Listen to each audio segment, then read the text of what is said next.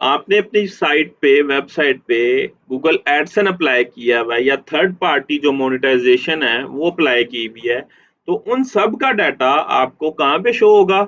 आपको कौन कौन सी चीजें आपको गूगल एनालिटिक्स GA4 शो कर रहा होगा?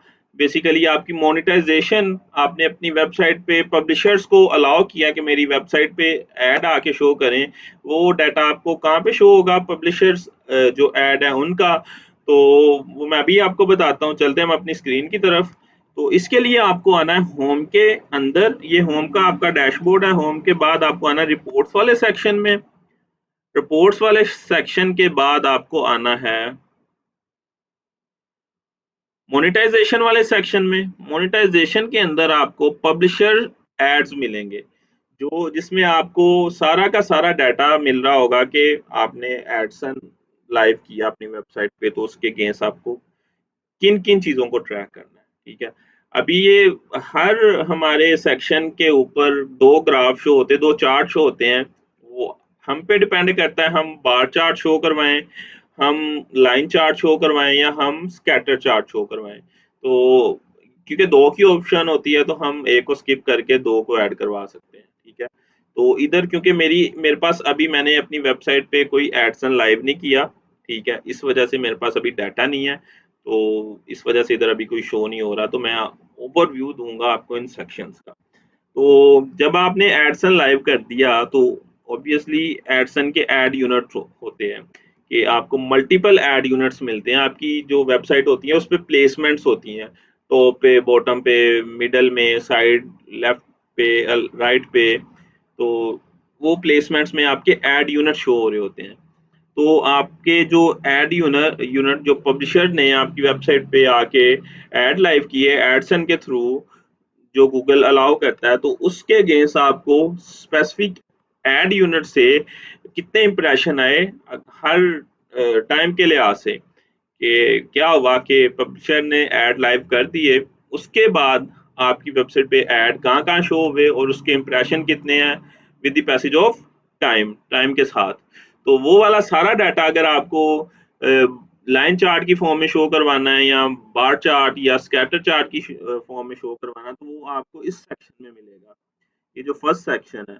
अगर आपको सिंपल ये देखना है कि पब्लिशर ने ऐड लाइव किए और वो किन किन ऐड यूनिट में शो हो रहे हैं और उन पे इंप्रेशन कितने हैं, वो अगर आपको सिंपल देखना विदाउट टाइम, तो वो आपको इस सेक्शन में शो होगा। ये जो सेकंड वन है, सेकंड वन ग्राफ है, सेकंड वन चार्ट है हमारा, उसमें।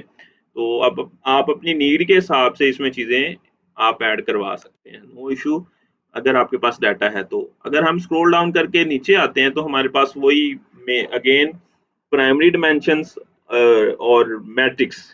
डिमेंशंस क्या होती हैं ऑलरेडी एक्सप्लेन कर चुका हूँ, फिर कर देता हूँ। डिमेंशंस आपके किसी भी डाटा का नाम है, वो आपका डिमेंशन है, और उस डाटा की वैल्यू आपकी क्या होगी? मैट्रिक्स होगी।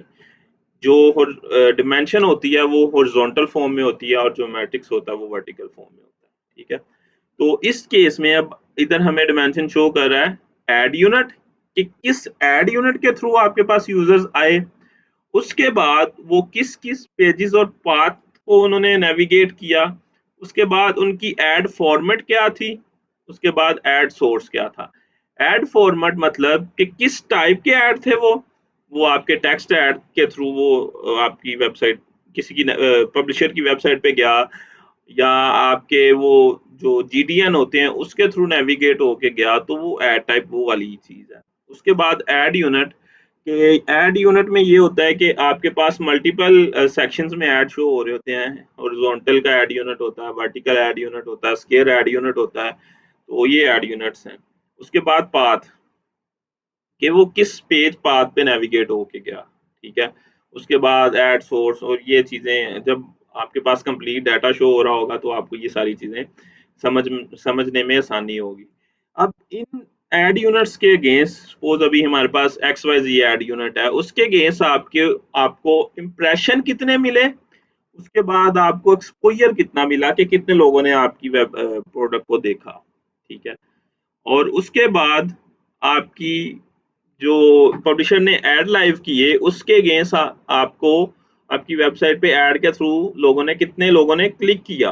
क्लिक करने के बाद उसके अगेंस्ट पब्लिशर का रेवेन्यू कितना जनरेट हुआ, ठीक है।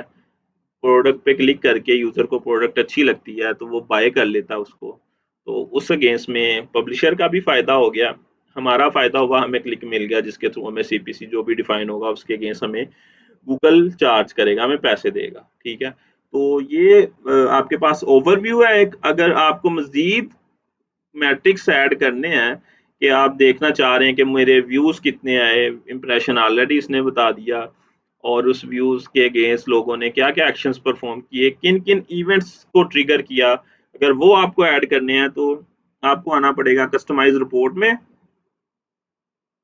इस पे क्लिक करके आपको जाना पड़ेगा मैट्रिक्स के अंदर, फिर आपको क्या करना पड़ेगा, मैट्रिक्स ऐड करना पड़ेगा। एक मैट्रिक्स हम ऐड कर लेते हैं कि कितने लोगों ने पेज को व्यू किया, उसके बाद कितने लोगों ने पेज पे क्लिक किया, क्लिक कहाँ है, क्लिक का इवेंट बनाना पड़ेगा। पेज व्यू का हम देख लेते हैं कि प्रोडक्ट को कितने को व्यू किया।